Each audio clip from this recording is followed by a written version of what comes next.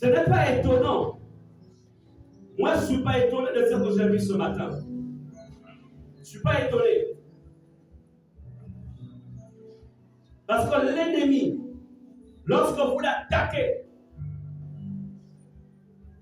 même lorsque vous coupez la tête du serpent, il veut continuer à bouger. Nous avons reçu un cas où il nous a fallu 2 séances. On a commencé la première séance, on s'est arrêté à un certain niveau. On a reporté pour la 2e séance. Et la gloire de Dieu s'est manifestée. Vous comprenez cela? Et ce matin, nous allons encore adorer. Notre foi n'est pas focalisée sur les démons, mais notre foi est focalisée sur Jésus. Quand ils veulent bouger la queue, on est libre et après on adore.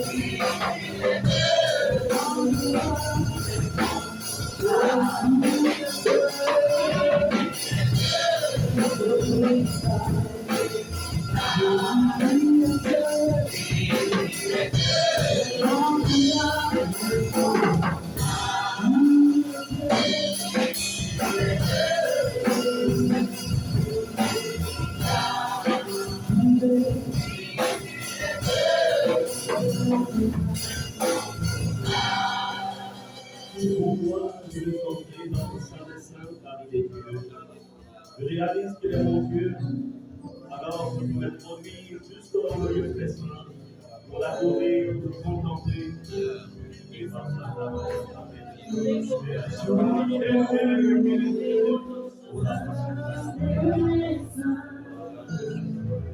Chante à travers le sang de l'agneau.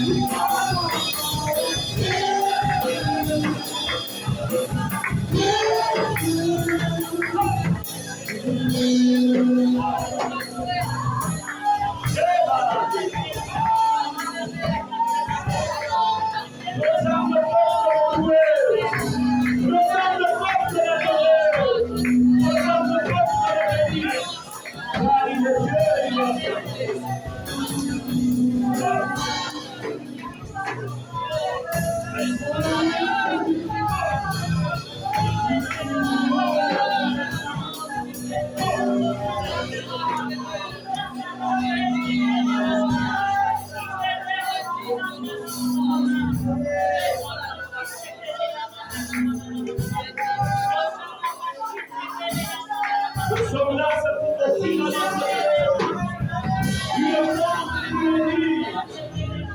Nous sommes là, c'est pour célébrer notre Dieu.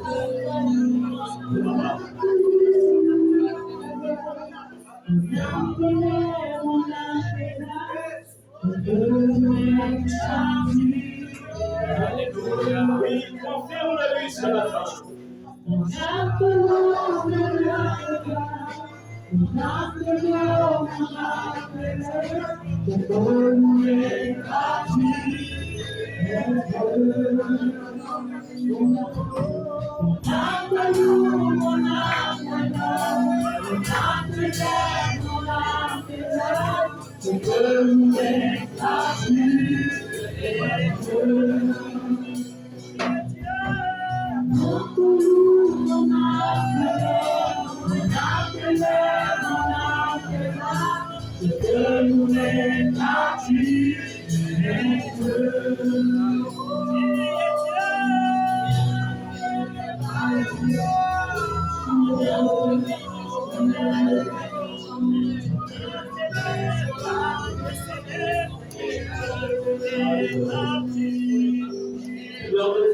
Ce matin, nos âmes, nos allègres ce matin,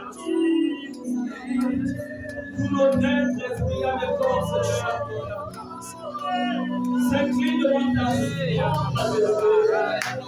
pour te dire, tu es l'unique et le véritable, nul n'est comparable à toi, Seigneur, tu nous as tellement aidés, et tu as donné ton sang. Merci pour le sacrifice. Le soleil a Seigneur. Le soir, favorablement, le diamant de la bouche et les sentiments de nos cœurs. Nous voulons encore une fois, Seigneur, continuer notre offrande d'acclamation. Soyons acclamés, le roi. Acclamons Jésus. Pour Jésus, le roi.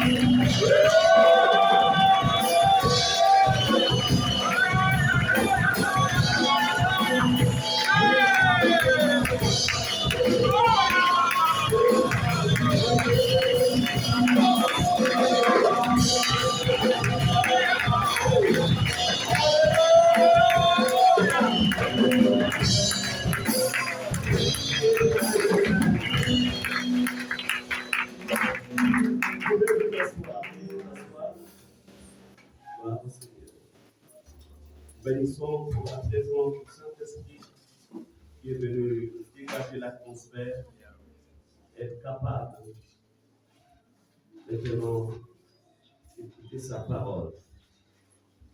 Nous saluons tous ceux qui viennent pour la première fois. Vous êtes là, vous avez été invités. Pour faire un signe de la main, nous voulons souhaiter la bienvenue. Là, Seigneur. Que Dieu te bénisse, que Dieu te bénisse. Sois la bienvenue dans l'église Rema Ephata. Alléluia. Que Dieu te bénisse abondamment. Et j'en suis convaincu que la nourriture que le Saint-Esprit a prévue pour nous ce matin nous fera beaucoup bien. Alléluia. Peut-être que Satan se dit, mais il est où le frère et sœur? Pour le dire qu'il y a personne, il est en mission, il est en voyage. C'est pourquoi vous avez remarqué qu'il y a le dimanche, il n'était pas là. Amen. Donc, certainement, sa mission s'achèvera dans peu et il nous reviendra. Bien.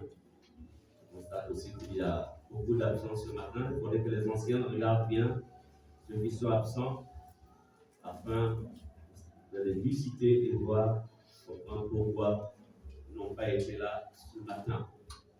Le dimanche, c'est le jour du rendez-vous, c'est le jour de la rencontre avec le Seigneur. De manière collective, il y a ce qu'on appelle une rencontre personnelle et il y a aussi une rencontre collective.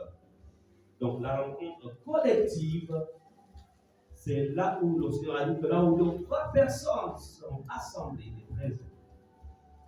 Donc, prier à la maison, c'est bien. Être à l'église, c'est mieux avec les autres. Alléluia. Donc, nous vous encourageons à être présents. Je voudrais aussi rappeler que que faites votre tout pour être là à partir de 9h. Le culte commence à 9h. Quand il peut arriver qu'il y ait des empêchements ou quelque chose qui est en fait inattendu, qui fait en sorte que tu arrives en retard. Mais lorsque cela ne dépend pas de toi et tu sais que tu peux être là, sois là à 9h. C'est très important parce que Dieu, il est le grand roi. Le protocole présidentiel que vous remarquez, par exemple, le chef d'État doit par exemple rencontrer ses sujets. Personne ne rentre après qu'il soit entré. Est-ce que nous sommes d'accord? Une fois le chef d'État est dans la salle, plus personne ne rentre.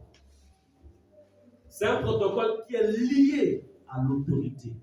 Et Dieu, il est l'autorité des autorités. Est-ce que vous comprenez cela?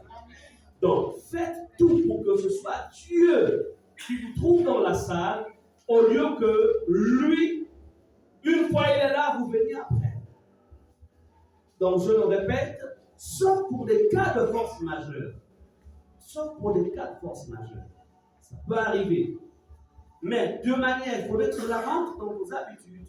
Évitez d'être en retard dans la présence de Dieu. Vous ne pouvez pas imaginer les gloires si le Seigneur vous ouvre les yeux et que vous voyez tout ce qui gravite dans cette salle, dans le monde, dans la dimension invisible des batailles. Si Dieu vous ouvre les yeux, vous direz, my God, mais je ne veux plus jamais rater ça. Alléluia. Donc, c'est une interpellation parce que le culte, c'est de 9h, plus tard 11h30. Si on a débordé, c'est 12h. Mais on est parfois obligé de tirer en longueur pour au moins que les uns les autres aient le message. En vérité, ça ne doit pas en être ainsi. Amen. Église du Seigneur, la semaine dernière, j'ai intervenu, parce que le Seigneur me l'avait mis à cœur, sur le thème qui s'intitulait « Comment reconnaître un loup dans l'Église ». Vous savez, le rôle d'un berger, ou de tout berger, ou des bergers comme ça, consiste en fait à préserver les brebis que vous êtes. Parce que vous appartenez au Seigneur, vous êtes les brebis du Seigneur. Donc, préserver le troupeau de toute forme de danger. Le danger peut venir de l'intérieur, comme aussi il peut venir de l'extérieur. Et en bon pédagogue, il est toujours important de répéter la même chose, peut-être sous d'autres formes, afin que le message s'assied au plus profond de tout. Souvent, lorsque nous vous enseignons, ce ne sont pas d'abord des choses qu'on a apprises dans les livres. Généralement, c'est le fruit d'une expérience. La longue expérience que nous avons déjà faite avec le Seigneur était longue, bon, certainement, mais on aimerait que ce soit encore plus long jusqu'à ce que Jésus revienne. Donc, ce qui fait que ce qui va vous être enseigné aujourd'hui, c'est encore une fois le fruit d'une expérience. Je voudrais vous dire que, sauf si vous n'êtes pas comme moi, mais encore une fois, Jésus, je l'ai accepté, c'est pour aller au ciel. Vous me direz toujours, mais pourquoi le pasteur dit souvent ça? Mais parce que sur la terre, tout est vanité. Parce qu'il y a une vie après cette vie. Soit avec Dieu, soit loin de Dieu. Donc nous n'acceptons pas Jésus juste pour parce qu'on n'a rien à faire, non.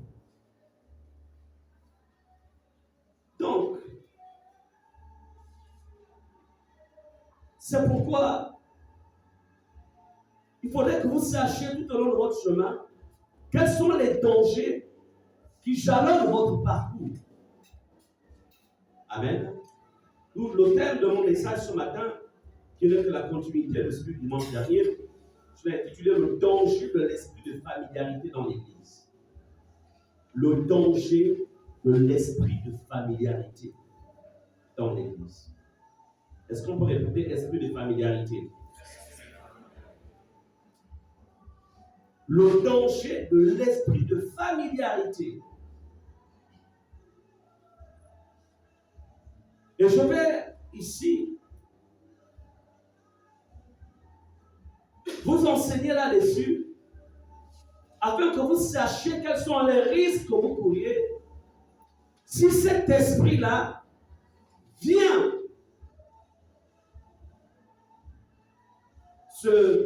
vient vous posséder, vient vous influencer. Quel est le danger?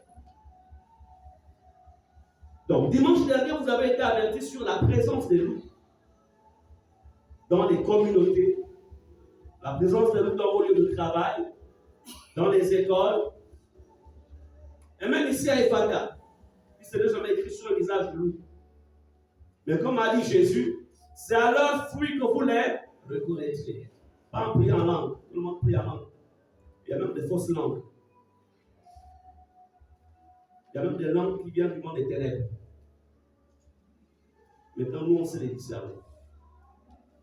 Ça ne veut pas dire qu'on ne doit pas prier en langue, parce que c'est biblique. Vous savez que là où il y a un vrai billet de 10 000, il y a aussi un faux billet de 10 000. Là où il y a des liasses de billets de 100 000, il y a aussi des liasses de faux billets de 100 000. Donc, tout ce qui a de la valeur peut être, on appelle ça comment? Hein? Falsifié. Il y a une force quand on prie en langue, parce que c'est Jésus qui il a dit, vous recevrez une puissance du Saint-Esprit qui surviendra sur vous. Quand on prie en langue, c'est dans les Corinthiens chapitre 14, on s'édifie soi-même, on se bâtit, on se reconstruit. C'est le téléphone rouge entre le ciel et la terre. Quel esprit ne peut intercepter ce message quand on prie en langue? Mais malheureusement, l'ennemi a trouvé des supports pour falsifier cela. Mais ne vous en faites pas. À Ephrata, on ne falsifie pas ça. Alléluia. Soyez-en sûrs. Bien aimé, aujourd'hui, je vous enseignerai sur un danger qui va vous guetter tout au long de votre vie chrétienne. Ce danger m'a guetté. Ce danger a guetté le pasteur Muriel. Ce danger nous guette tous. Personne n'est à l'abri de ce danger. C'est tel un virus en milieu chrétien, car il est transmissible par celui qui vous côtoie ou que vous fréquentez s'il est porteur de ce virus démoniaque qu'on appelle l'esprit de familiarité. C'est un esprit malin qui vient tout droit du monde des ténèbres, mais qui vit dans les corps des personnes, dans un seul but, diviser et détruire. En tant que berger, nous devrons nous équiper, nous devrons vous équiper autant pour moi, afin que si vous êtes face à ce genre d'esprit, si vous êtes face à quelqu'un qui est possédé ou influencé par un esprit par l'esprit de familiarité, que vous sachiez l'identifier, le vaincre. Alléluia. Parce que s'il n'en est pas ainsi, il détruira votre foi. Parce que tous ceux qui sont animés d'un esprit de familiarité, l'objectif, c'est de détruire votre foi, de vous éloigner de Dieu. Et la finalité, c'est la mort spirituelle. C'est un esprit dangereux. Alléluia. C'est pourquoi je dois vous avertir. Nous devons vous avertir. Le danger de l'esprit de familiarité. Lorsqu'on va dans le dictionnaire, vous trouverez plusieurs explications sur le mot familiarité. Mais ce qui nous intéresse ici, c'est cette explication qui est donnée et qui dit que la familiarité, c'est une façon trop libre, une façon inconvéniente, des attitudes inconvénientes, des propos inconvénients, un comportement inconvénient vis-à-vis de vos responsables dans les groupes, vos responsables dans les départements, vos responsables, vis-à-vis des leaders, vos responsables, même dans vos milieux professionnels, et même scolaires et universitaires.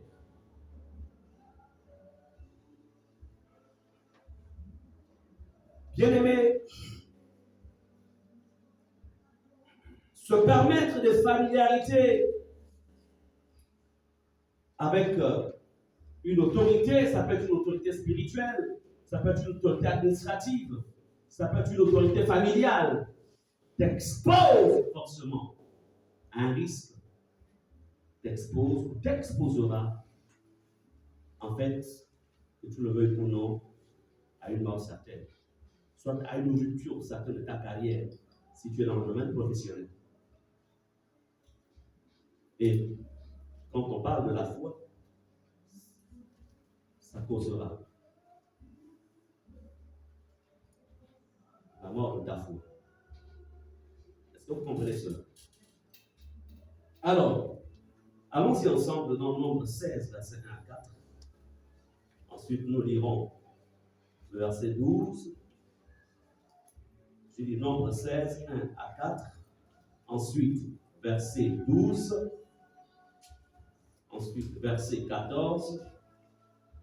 Ensuite, verset 19 à 24.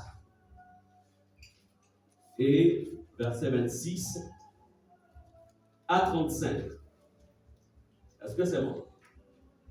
Je reprends. Nombre 16, verset 1 à 4, pour ceux qui prennent des notes. Ensuite, verset 12, verset 14. Pendant que je demanderai à l'enseigne Sarah de m'aider dans la lecture. Ensuite, verset 19 à 24. Et verset 26 à 35. Nous écoutons la lecture. Nombre 16 et 1 à 4 d'abord. La parole de Dieu. Corée, fils de Jisea, fils de Kéanit, fils de Lévite, se révolta contre Dathan et Abiram. Non, se révolta avec Dathan. Se révolta avec Dathan et Abiram, fils d'Eliab, et On, fils de Pélet, tous trois fils de Ruben. Ils se soulevèrent contre Moïse, avec 250 hommes des enfants d'Israël, des principaux de l'assemblée, de ceux que l'on convoquait à l'assemblée, et qui étaient des gens de renom. Ils s'assemblèrent contre Moïse et Aaron, et leur dirent: c'en est assez, car toute l'assemblée, tous sont saints, et l'Éternel est au milieu d'eux. Pourquoi vous élevez-vous au-dessus de l'assemblée de l'Éternel? Quand Moïse eut entendu cela, il tomba sur son visage. Verset 12. Moïse envoya appeler Dathan et Abiram, fils d'Eliab, car ils dirent: nous ne monterons pas. N'est-ce pas assez que tu nous aies fait sortir d'un pays? Verset 14. Verset 14. Et ce n'est pas dans un pays où coule le lait et le miel que tu nous as menés. Ce ne sont pas des champs et des vignes que tu nous as donnés en possession. Penses-tu crever les yeux de ces gens? Nous ne monterons pas. Verset 19 à 24. Et Corée convoqua toute l'assemblée contre Moïse et Aaron, à l'entrée de la tente d'assignation. Alors la gloire de l'Éternel apparut à toute l'assemblée, et l'Éternel parla à Moïse et Aaron et dit: séparez-vous du milieu de cette assemblée, et je les consumerai en un seul instant. Ils tombèrent sur leur visage et dirent: ô Dieu, Dieu des esprits de toute chair, un seul homme a péché, et tu t'irriterais contre toute l'assemblée. L'Éternel parla à Moïse et dit: parle à l'assemblée et dis: retirez-vous de toutes parts, loin de la demeure de Corée, de Dathan et d'Abiram. Verset 26. Il parla à l'assemblée et dit: éloignez-vous des tentes de ces méchants hommes, et ne touchez à rien de ce qui leur appartient, de peur que vous ne périssiez, en même temps qu'ils seront punis pour tous leurs péchés. jusqu'au verset 35. Et ils se retirèrent de toutes parts, loin de la demeure de Corée, de Dathan et d'Abiram. Dathan et Abiram sortirent et se tinrent à l'entrée de leur tente avec leurs femmes, leurs fils et leurs petits-enfants. Moïse dit, à ceux-ci, vous connaîtrez que l'Éternel m'a envoyé pour faire toutes ces choses, et que je n'agis pas de moi-même. Si ces gens meurent comme tous les hommes meurent, s'ils subissent le sort commun à tous les hommes, ce n'est pas l'Éternel qui m'a envoyé.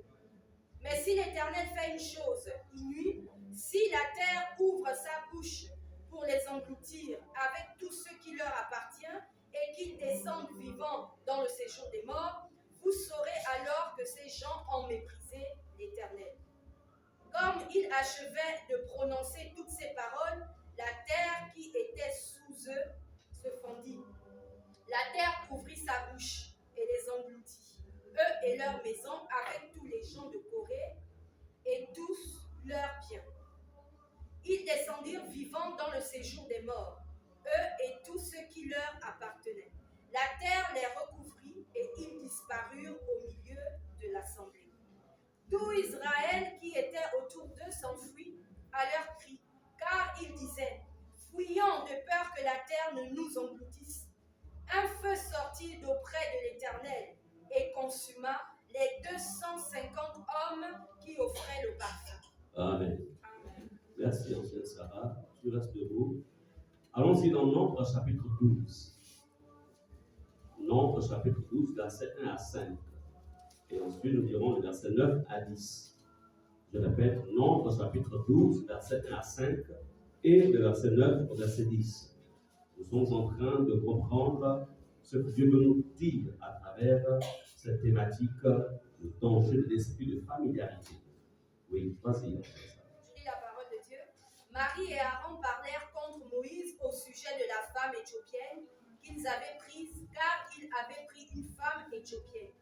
Ils dirent, est-ce seulement par Moïse que l'Éternel parle? N'est-ce pas aussi par nous qu'il parle? Et l'Éternel entendit. Or, Moïse était un homme fort patient, plus qu'aucun homme sur la face de la terre. Soudain, l'Éternel dit à Moïse, à Aaron et à Marie, allez vous trois à la tente d'assignation. Et ils y allèrent tous les trois. L'Éternel descendit dans la colonne de nuée et il se tint à l'entrée de la tente. Il appela Aaron et Marie, qui s'avancèrent tous les deux. Versets 9 à 10. La colère de l'Éternel s'enflamma contre eux, et il s'en alla. La nuée se retira de dessus la tente, et voici, Marie était frappée d'une lèpre, blanche comme la neige. Aaron se tourna vers Marie, et voici, elle avait la lèpre. Amen. Merci. Bien-aimés, ce que je vais vous enseigner ce matin, ce n'est pas une simple prédication, c'est un principe en fait. Vous savez, la marche chrétienne est une marche spirituelle. Alors, et toute marche spirituelle obéit à des lois et des règles, obéit à des principes. Est-ce que nous sommes ensemble? Il faut connaître en fait les lois, comment fonctionnent les lois du royaume. Hier, j'étais du côté du charbonnage, donc je revenais. Je ne savais pas en fait que la première autorité du pays en fait faisait l'axe,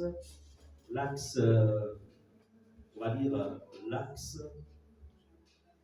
à Ouidjé pour rentrer chez lui. Parce que généralement, ceux qui le gardent sont souvent, on les voit en fait tout de suite, on les voit souvent. Mais là, je ne les ai pas vus. Alors, pendant qu'il était donc sur le pont, donc le cortège était sur le pont, ça allait bien sûr 160 vitesse. Alors donc les gardes qui sont en bas, donc tout de suite j'ai d'abord vu en fait un qui a doucement arrêté le taxi et puis la voiture s'est arrêtée. Je n'ai pas compris tout de suite. Je pensais que c'était le policier qui l'arrêtait. Et puis après, bon, moi j'ai voulu dépasser le taximan et c'est comme ça que l'autre est arrivé. Et c'est ce que j'ai vu, mais je suis face. Mais c'est un cortège, c'est le cortège du grand chef qui passe là. Et puis bon, je me suis arrêté. Donc, imaginez-vous par exemple que je me dis, mais je vais rentrer dans le cortège. C'est pas la conséquence.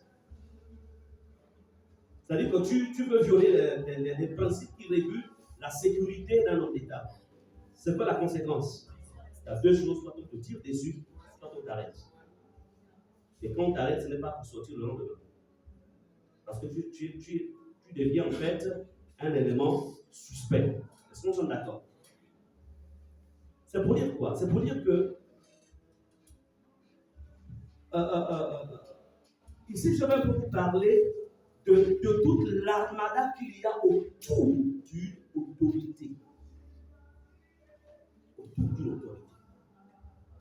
Ou de tous ceux qui possèdent l'autorité. Toute l'armada. Et quelles peuvent être les conséquences? Beaucoup d'enfants de Dieu se sont retrouvés bloqués dans leur marche. Ils jeûnaient, ils priaient, mais il y a une chose qu'ils ont fait. Il y a des choses qu'ils n'ont pas observées. Le tout n'est pas de prier. Le tout n'est pas de lire la Bible. Mais la vie spirituelle possède des principes et des lois. Autant ceux de l'autre côté aussi, ils ont des principes et des lois. Dans le royaume, je pense que beaucoup d'enfants de Dieu ne connaissent que le côté bon de Dieu. Dieu est bon. Dieu est infiniment bon. Ce n'est pas faux.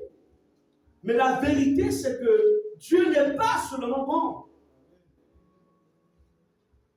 Il faut connaître pour mieux avancer.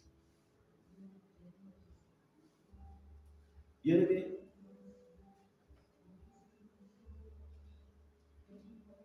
nous sommes ici face à Moïse, en dehors de Jésus, qui est le Fils de Dieu et qui est Dieu lui-même, qui en fait a manifesté un pouvoir, une puissance sans limite sur la terre. Il n'y a plus de prophète, il n'y a plus eu d'homme, loin comme Moïse l'a été.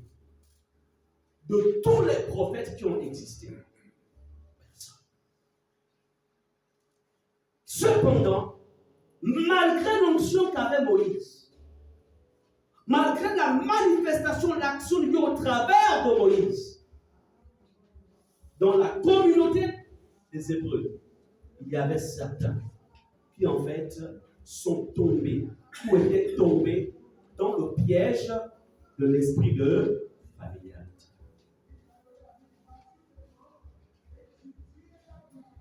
Corée ici fait partie des différents princes qui appartenaient à la tribu de Ruben, qui avait été établi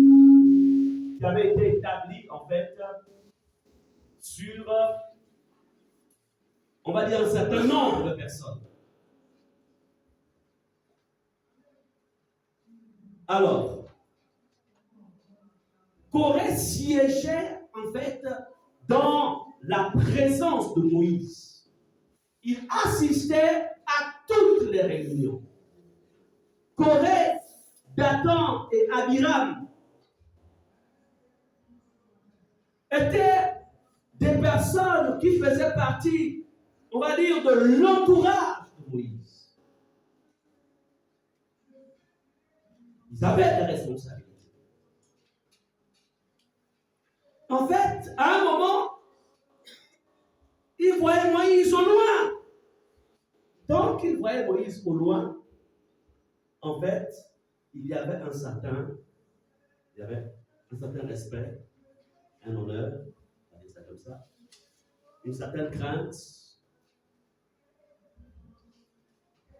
Et lorsque Corée, Dathan et Abiram vont rentrer dans l'équipe de travail de Moïse, ils vont s'habituer en fait à voir les forces de Moïse, à voir aussi les faiblesses de Moïse.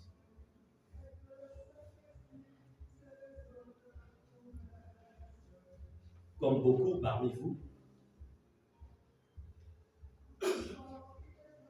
avant que vous n'ayez le travail, la fonction ou, on va dire, le boulot que vous avez, vous avez un certain respect, un honneur, en fait, que vous manifestiez, on va dire ça comme ça, vis-à-vis de votre chef. À l'école ou à l'université, un certain respect vis-à-vis des différentes autorités de l'établissement. À l'église, la même chose. Avant qu'on entre dans un groupe, il y avait une manière de fonctionner, de voir, d'apprécier, de respecter. Respecter les anciens, les pasteurs, tous ceux qui ont des responsabilités. Et une fois on est rentré là-dedans, alors, il y a quelque chose qui a commencé en fait à disparaître. Mais pas chez tous. C'est tout le problème en fait de Dathan, Abiram et Corée. Vous savez, ce qui nous a préservés, le pasteur Muriel et moi, parce que comme je disais, c'est l'expérience en fait que je vais vous donner.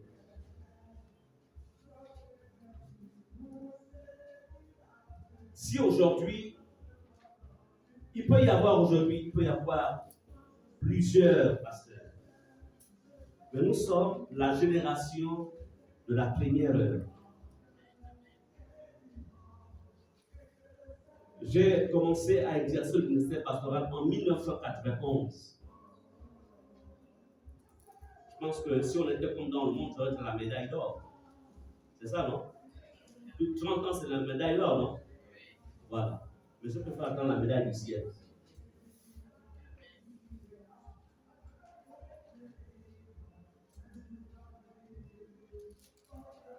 Alors, quand vous calculez de 91 jusqu'à maintenant, je me suis converti en 1987. Elle s'est convertie en 1986. Elle est ma petite grande sœur en Christ. Donc, vous comprenez que c'est un certain parcours. Mais dans ce parcours, il y a des choses que nous avons vues. Quand on essaye de faire on va appeler ça comment? Quand il est question de pas comptabiliser, c'est-à-dire quand... Hein? Non. Quand on doit compter les personnes là, hein? Le dénombrement. Alors, lorsque on essaye de recensement, quand on essaye de recenser tous ceux qui se sont été avec nous à notre époque, je peux vous dire une chose, il y en a peu qui sont restés avec nous. Il y en a peu.